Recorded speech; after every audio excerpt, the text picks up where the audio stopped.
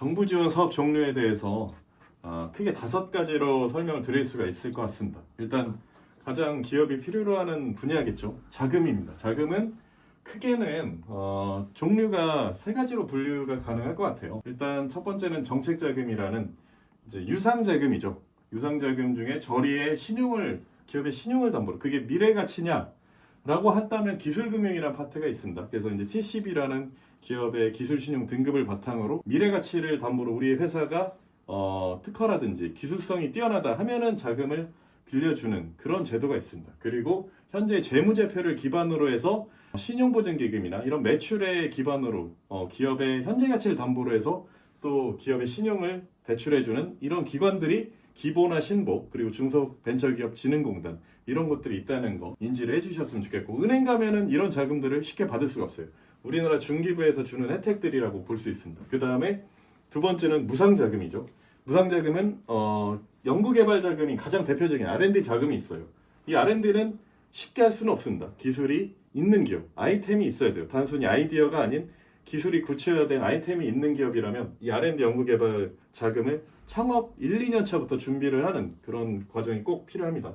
그 다음에는 사업화 자금이라고 하죠. 이거는 연구개발 자금과의 차이가 있다면 단순히 연구개발의 목적이 한정되는 것이 아니라 기업의 모든 사업에 필요한 모든 비용을 이 무상자금을 통해서 받을 수가 있습니다. 가장 대표적인 곳이 창업진흥원이라는 곳이 있어요.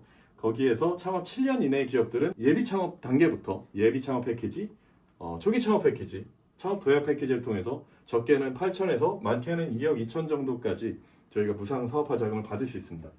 그 다음에 보조금이라고 하는 파트는 지자체에서 여러 가지 이제 보조 사업을 하는 경우가 있습니다. 그래서 기계 설비라든지 여러 가지 이제 지원을 해줄 때 이것도 무상 지원의 트랙으로 신청을 할 수가 있는 자금이라고 볼 수 있을 것 같습니다.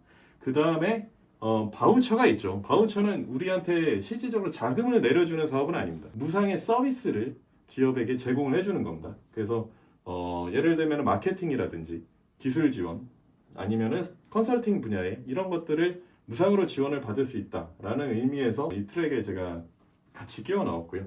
일단 자금에 대해서는 이렇게 말씀드리고, 두 번째는 이제 DX 컨설팅 분야예요. 이건 디지털 전환이라고 인지하시면 될 것 같습니다.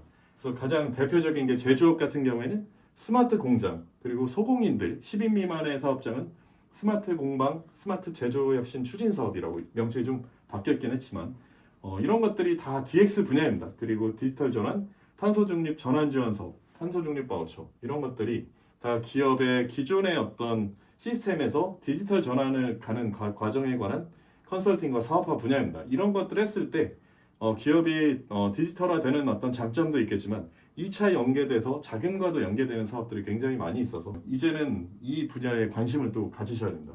그 다음 세 번째는 기술 지원이라는 파트가 있어요. 기업은 사업성도 중요하지만 기술이 있어야지 당연히 사업화도 이끌어내기 때문에 그런 기술을 필요로 하는 영역들이 많이 있습니다. 그 중에 가장 대표적인 게 특허죠.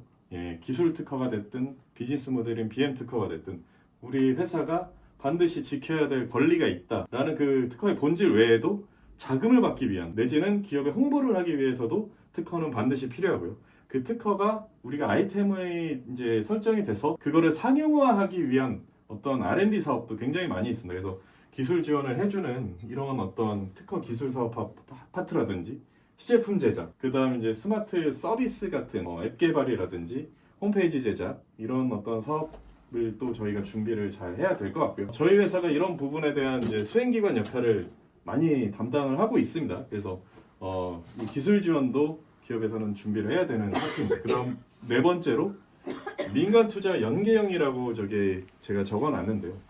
이제는 정부 지원 사업도 민간의 어떤 선 투자가 있는 기업들이 기업의 가치가 있다라고 판단을 하고 기업에게 투자든 아니면은 융자든 이렇게 지원해주는 프로그램들이 굉장히 다양해졌습니다.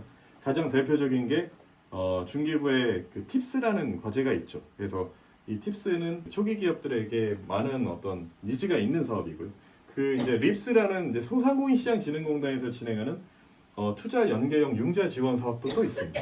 이런 것들을 준비를 잘 해야 되겠고, 그러기 위해서는 기업의 사업성을 잘 검토를 해서 이 사업이 어떤 건지, 그리고 그 민간 투자기관인 엑셀러레이터나 벤처캐피탈 같은 이런 운영사들과의 어떤 연계라든지 협력도 굉장히 중요한 어떤 지금 시대적 흐름이라는 거 말씀을 드립니다. 그리고 마지막으로 마케팅 지원 사업이 있는데 기업이 아무리 기술이 좋아도 이거를 판로를 제대로 개척하지 못하면 당연히 회사는 쉽지가 않죠. 예, 그런 측면에서 마케팅이 굉장히 중요하고 업종마다 마케팅 비용이 굉장히 많이 들어가는 어떤 업종들이 있어요. 그런 것들에 대한 부담이 있기 때문에 정부 지원 사업에서도 마케팅 지원에 대한 바우처 사업이라든지 지원 사업들이 굉장히 많이 있습니다. 그래서 이 5가지를 일단은 기업에서는 정부를 통해서 지원을 받겠다라고 우리가 이제 기억을 하시고 준비를 하셔야 될 것 같습니다.